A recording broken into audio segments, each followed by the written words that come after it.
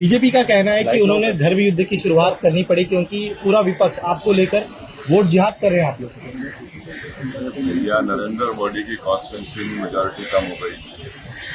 गुजरात में वो लोग एक सीट हार गए, महाराष्ट्र में हार गए, फिर आप राजस्थान में जहां पर प्रधानमंत्री जाकर बोले थे कि मंगलसूत्र निकाल के दे देंगे मुसलमानों को, हिंदू बहनों दलों से, वहां हार गए।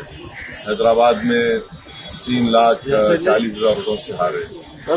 ये लोकशाही है, यहाँ पर धर्म युद्ध कहाँ से आ गया? तो कुछ तो शर्म करो तुम लोग। 10 साल से सत्ता में हो, पूरी मलाई खा ली है देश की, और तुम धर्म युद्ध की बात कर रहे हो। 2800 किसान मर गए महाराष्ट्र में 2023 में, धर्म युद्ध हमारा कहाँ गया उसमें? क्या बात कर रहे हैं लोग? आप इलेक्शन कमीशन ऑफ इंडिया को इस तरह के वाहियात अनाप शनाप जो स्टेटमेंट आ रहे हैं बीजेपी की तरफ से नोटिस लेना चाहिए। और ये क्लियर कट वायलेशन है मॉडल कोड ऑफ कंडक्ट का। और बोल रहे हैं जिहाद, कहे का जिहाद? कहाँ का जिहाद हो रहा है?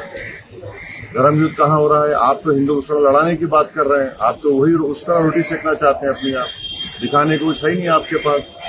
तो इसलिए अब आप आगे हैं असली नफरत के एजेंडे के ऊपर। देवेंद्र फडणवीस का बयान सुना हुआ, आपको रजाकारों के वंशज कहा। उन्होंने कहा कि इन्होंने मराठाओं पर अत्याचार की, जमीनें लूटी। एक बात सुनो, हमारा कोई ताल्लुक नहीं रजाकारों से। जो रजाकार थे वो पाकिस्तान भाग गए, जो वफादार थे देवेंद्र फडणवीस की बातों की नींद हराम कर रहे हैं। और देवेंद्र फडणवीस को वो बोलते हैं ना मालेगांव सेंट्रल, 1918 में बल्कि 1821 में तीसरी जो मराठा अंग्रेजों की जंग हुई थी, उसमें जो मराठा फौज मुसलमान थे वो 25 दिन तक अंग्रेजों के दांत खट्टे कर दिए। अंग्रेजों को 36 तोप, 4600 गोला वहां पर करना मारना पड़ा। फिर 1918 में मालेगांव के मुसलमानों ने अंग्रेजों का झंडा निकालकर भारत का झंडा लगाया, जिसमें 7 लोगों को फांसी पे लगाया गया था। देवेंद्र फडणवीस वो मेरे पूर्वज थे, तुम्हारे नहीं थे। तुम्हारे जो हीरो थे वो जेल में बैठकर लव लेटर लिख रहे थे।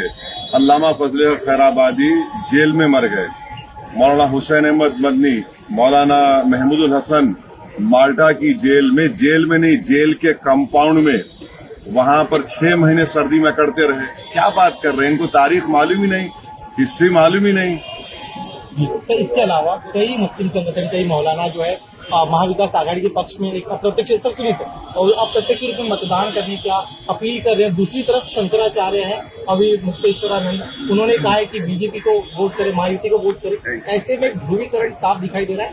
एमआईएम कहाँ खड़ी? अरे भाई, हर एक को राइट है, किसको डाले ना डाले वो बोलने का राइट है।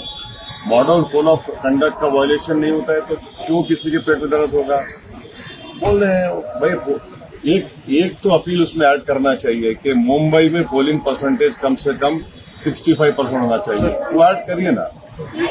सर, इसके सर एक सवाल यहाँ से है, तो आप बहुत ज्यादा हमेशा पैरवी करते हैं, अपने अब अलग अलग प्लेटफॉर्म पे उसको रखते हैं। अपनी जजा और आपकी लैंग्वेज को बहुत दिन रात करते हैं, तो फिर ऐसा कह रहे हैं अगर हम सड़कों पे उतर आए तो आपकी रूट मोबाइल पर करते हैं वक्त फूट। आप मुझसे पूछिए, मैं अपना जवाब दे पाऊंगा, दूसरों का जवाब मैं नहीं देता हूँ।